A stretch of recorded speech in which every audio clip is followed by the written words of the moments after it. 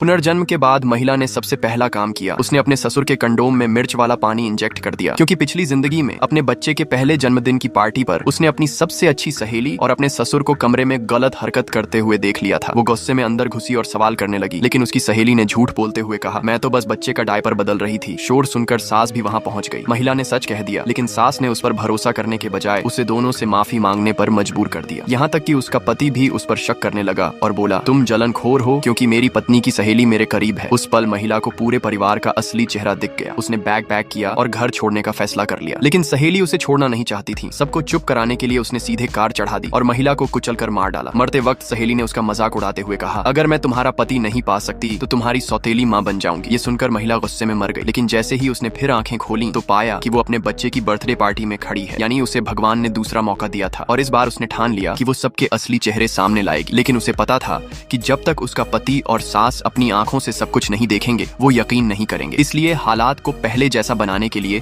उसने अपने ससुर के लिए गोजी चाय बनाई और जब वो बालकनी में स्ट्रेचिंग कर रहे थे उसने उनके दराज में रखे कंडोम में मिर्च वाला पानी भर दिया। इसके बाद बिल्कुल पिछली बार की तरह उसने बच्चा अपनी सहेली को पकड़ा दिया और खुद सास की मदद करने किचन में चली गई। यहाँ तक कि उसने यह भी कहा, क्यों न सहेली के माता पिता को भी बुला लिया जाए। सास उसकी इस दिखावटी उदारता से बहुत खुश हो गई, लेकिन उसे अंदाजा नहीं था कि अब असली खेल शुरू होने वाला है, क्योंकि ऊपर कमरे में सहेली चुपके से ससुर के कमरे में घुस गई और दोनों जल्दी ही गलत काम में उलझ गए। अब असली सवाल ये है, क्या महिला इस बार अपनी चाल में कामयाब होगी? क्या उसका पति और सास सच को अपनी आंखों से देख पाएंगे या फिर एक बार फिर उसे ही गलत साबित कर देंगे? आगे की कहानी और असली सच जानने के लिए देखना होगा पार्ट 2। तो अभी चैनल को सब्सक्राइब करो और कमेंट में लिखो दूसरा मौका।